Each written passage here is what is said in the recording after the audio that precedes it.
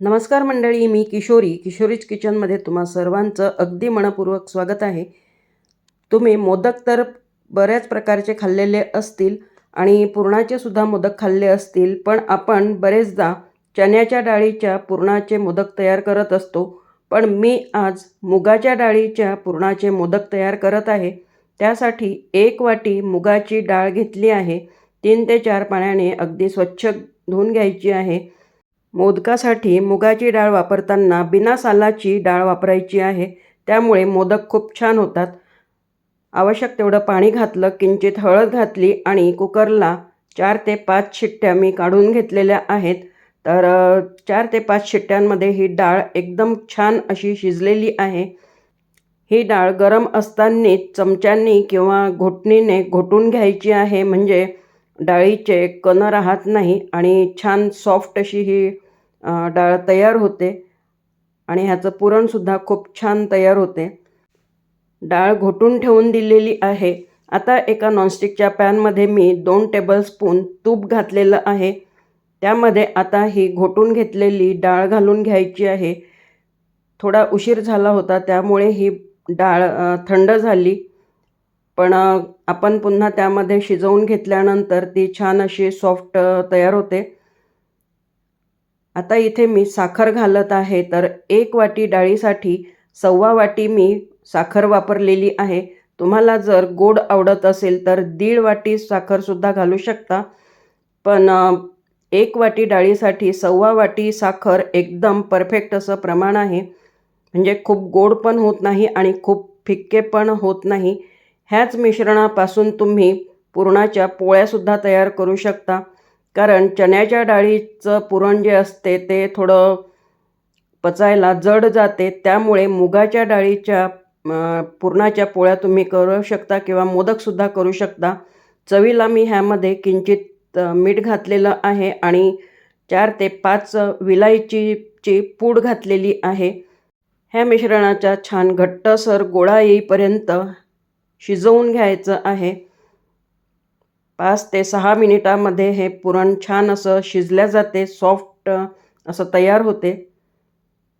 पुरण थंड होत आहे तोपर्यंत इकडे मी कणिक मळून घेत आहे. तर मी 2 वाट्या कणिक घेतली आहे. त्यामध्ये चवीला मीठ घातलं आहे आणि 1 टेबलस्पून तूप घातलेलं आहे. त्यानंतर मग घट्टसर कणकेचा गोळा मळून घ्यायचा आहे. कणकेऐवजी तुम्ही मैदासुद्धा वापरू शकता किंवा मग अर्धी कणिक आणि अर्धा मैदासुद्धा वापरू शकता. तर कणकेचा मी गोळा तयार करून घेतला आहे. पुरणसुद्धा थोडं थंड झालेलं होतं, तर मी पुरणाच्या चाळणीमधनं पुरण काढून घेत आहे. म्हणजे डाळीचे जर काही कणं असतील तर ते निघून जातात आणि खूप सॉफ्ट आणि मऊ असं पुरण आपल्याला मिळते. तर फार मेहनत लागत नाही आणि फार वेळसुद्धा लागत नाही. एकदम लवकर अशा प्रकारचं पुरण तयार होते. बघू शकता तुम्ही, जी न शिजलेली डाळ किंवा जो चोथा होता तर तो निघालेला आहे. म्हणून पुरण थोडं कोमट असतानाच पुरणाच्या चाळणीने चाळून घ्यावं किंवा मग मिक्सरच्या पॉटमधनं घालूनसुद्धा तुम्ही बारीक करू शकता. पण मला ही खूप सोपी पद्धत वाटते, तर त्यामुळे मी पुरणाच्या चाळणीमधनंच पुरण काढून घेते.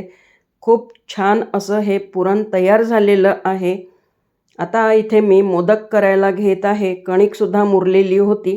कणकेमधनं एक छोटासा मी लिंबाच्या आकाराचा गोळा काढून घेतलेला आहे कणकेचा आणि पाती लाटून घ्यायची.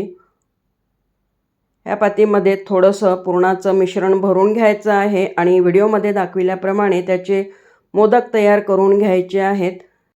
तुम्ही नेहमीच चण्याच्या डाळीच्या पुरणाचे मोदक तयार करत असाल, पण तुम्ही मुगाच्या डाळीच्या पुरणाचे सुद्धा मोदक करून बघा. खूप चविष्ट असे हे मोदक लागतात. आमच्या सोसायटीमध्ये गुढीपाडव्याच्या दिवशी गणपतीची स्थापना केलेली होती, म्हणून आम्ही आज गणपतीची पूजा वगैरे करणार आहोत. तर त्यानिमित्ताने मी आज हे मोदक तयार केलेले होते आणि सर्वांनाच हे मोदक फार आवडले. पुन्हा एक मी मोदक तयार करून दाखवते तुम्हाला. अगदी छोटासा कणकेचा गोळा काढायचा आहे आणि छोटीशी पाती लाटून घ्यायची आहे. चम्मचभर फक्त सारड घालायचं आहे त्यामध्ये आणि छान असा मोदक तयार करून घ्यायचा आहे. ह्याच पुरणाच्या तुम्ही पुरणपोळ्यासुद्धा तयार करू शकता, त्यासुद्धा चवीला अप्रतिम लागतात. माझ्या रेसिपीज तुम्हाला कशा वाटतात तर प्लीज मला कमेंटमध्ये सांगत जा. आणि जर माझ्या रेसिपीज तुम्हाला आवडत असतील ना तर व्हिडिओला लाईक करत जा, शेअर करत जा आपल्या फ्रेंड्समध्ये, फॅमिलीमध्ये. तसेच चॅनलला जर तुम्ही अजूनपर्यंत सबस्क्राईब केलेलं नसेल तर सबस्क्राईबसुद्धा करा, म्हणजे माझ्या नवीन नवीन रेसिपीज तुम्हाला बघायला मिळतील. अशा पद्धतीने मी सर्व मोदक तयार करून घेतलेले आहेत. आता मी हे मोदक तळून घेते आणि तेल जे आहे ते खूप जास्त कडक तापवायचं नाही आहे.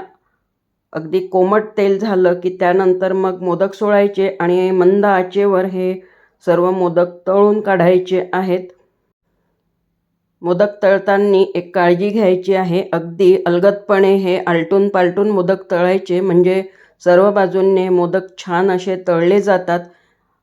कुठे कच्चे किंवा कुठे जास्त शिजले जात नाहीत किंवा जळतसुद्धा नाहीत. आणि जी मोदकांची शेंडी असते ना तर तीसुद्धा खूप छान तळल्या गेली पाहिजे, म्हणून मोदक आलटून पालटून असे तळून काढायचे आहेत. मोदक कसे वाटले आहेत मला कमेंटमध्ये नक्की सांगा. पुन्हा भेटूयात अशा छानशा नवीन इनोव्हेटिव्ह रेसिपीसोबत. तोपर्यंत मस्त खा, स्वस्थ राहा आणि व्हिडिओ बघितल्याबद्दल धन्यवाद.